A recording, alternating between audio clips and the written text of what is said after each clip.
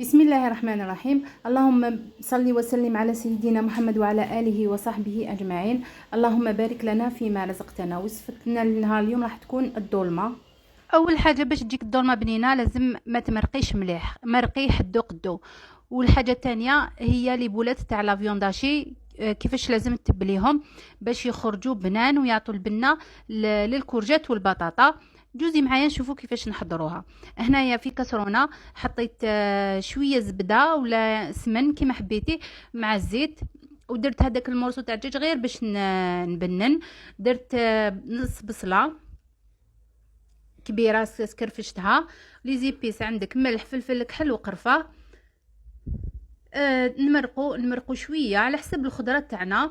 ندير هكذايا انايا المعدنوس ما نقطعوش، نلويه كيما شتي ونحطو وندير الحميصه الا ما كانش طيبه طيبيها اكوتي ومن بعد زيديها كي طيب، ولا كانت طيبه خليها حتى تحطي الخضره. كيما انايا ماهيش طيبه عندي دونك غليتها اكوتي ومن بعد عاود حطيتها.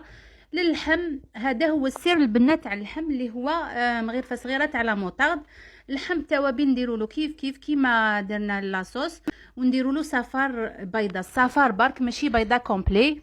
عجني مليح اللحم تاعك وخليه اكوتي. هنايا نحفروا الكورجات والبطاطا ونديروهم. والسر باش تجيك بومبي لازم تجوزي عليها كامل هكذا بصباعك بهذاك البياض تاع البيض، هذه هي باش ما تخرجلكش.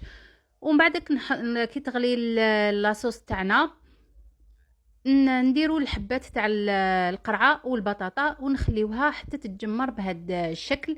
دونك اذا تحبي لاصوص خليها هكذايا باسكو الدراري تعرفي يحبوا التغماس، واذا تحبي ناشفه زيديها تخليها تشرب شويه.